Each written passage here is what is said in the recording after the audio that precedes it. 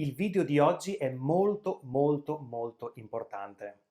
Oggi non parliamo di un'espressione italiana, non parliamo di una regola di grammatica, non facciamo un esercizio pratico, ma oggi parliamo di apprendimento dell'italiano.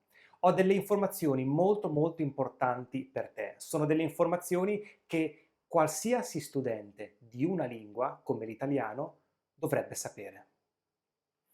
Perché in questo video parliamo del tuo percorso, il percorso che tu stai facendo nello studio dell'italiano, ossia il percorso o i 4 stadi dell'apprendimento.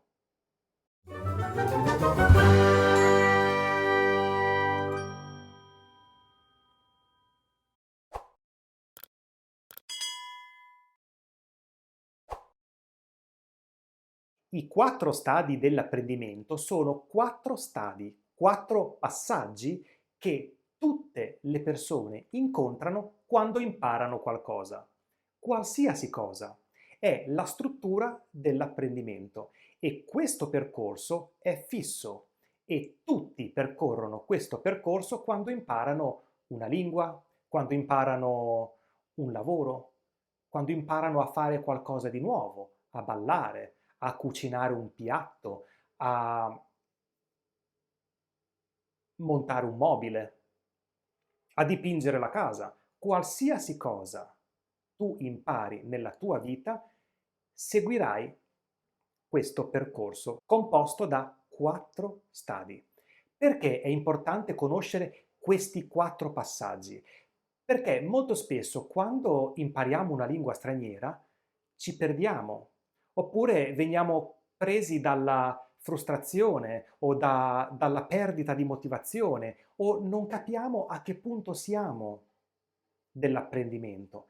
Conoscere questa struttura invece ci permette di capire a che punto siamo e il nostro cervello può tranquillizzarsi e dire ok, sono a questo punto del mio percorso di apprendimento. Adesso lavoro per arrivare al prossimo stadio. È come un navigatore che ci dice adesso siamo qui e il prossimo passaggio è quello e ci dà quindi una direzione nel nostro progresso, nello studio della lingua italiana in questo caso. Vediamo qual è questo percorso. Quando studi qualcosa di nuovo in italiano, per esempio un tempo verbale nuovo, una parola nuova, un'espressione idiomatica o un'espressione naturale nuova, qualsiasi cosa tu impari in italiano, segui questo percorso. E i 4 stadi sono incompetenza inconscia, e tra poco ti spiegherò cosa significa, incompetenza conscia, competenza conscia e competenza inconscia. Prendiamo come riferimento il tempo imperfetto indicativo. Uno studente che deve cominciare a studiare l'imperfetto indicativo in italiano. Come per tutte le cose, seguirà questo percorso e la prima tappa è l'incompetenza inconscia. Che cosa significa incompetenza inconscia? Significa che quello studente non conosce l'imperfetto e non solo, non sa nemmeno dell'esistenza dell'imperfetto. Lo studente non sa che esiste l'imperfetto. Ha studiato il presente indicativo, ha studiato il passato prossimo, ma nessuno gli ha mai parlato dell'imperfetto, non lo ha mai riconosciuto in un testo, quindi è incompetenza inconscia. Lui non sa di non sapere. Poi, studiando nel suo libro o a lezione con l'insegnante, scopre che esiste l'imperfetto. Magari legge delle frasi o l'insegnante gli spiega come si usa l'imperfetto o lo ascolta in un audio o in una registrazione. Quindi lui capisce che esiste l'imperfetto. Questo è il secondo stadio, incompetenza conscia. In questo caso lo studente non sa usare l'imperfetto, ma sa che esiste. Quindi l'imperfetto esiste nella sua mente, ma non sa usarlo. A questo punto lo studente comincia a esercitarsi con l'imperfetto, comincia a creare frasi con i verbi all'imperfetto, studia la coniugazione e anche i verbi irregolari, fa degli esercizi con l'insegnante o da solo e comincia quindi a diventare abbastanza bravo nell'uso. Passa quindi al terzo stadio, che è la competenza conscia. Che cosa significa? Competenza conscia significa che questo studente riesce a usare l'imperfetto, ma deve pensare alla coniugazione, deve pensare ai casi di uso dell'imperfetto e del passato prossimo, quindi richiede uno sforzo mentale. Ha una competenza perché è competente, sa usare l'imperfetto ed è conscia perché deve usare il suo cervello per ragionare, analizzare i casi, le coniugazioni e tutto. Dopo molto esercizio, dopo essersi esercitato molto nella conversazione, negli esercizi, creando frasi, leggendo e ascoltando, l'imperfetto per questo studente diventerà automatico e quindi entra nel quarto stadio, che è la competenza inconscia. Competenza perché è competente, lo studente sa usare l'imperfetto, inconscio perché l'uso è fuori dalla mente conscia, è inconsapevole, automatico. È diventato talmente bravo a usare l'imperfetto che è inconsciamente competente. Questo è quello che succede per tutte le cose che impariamo.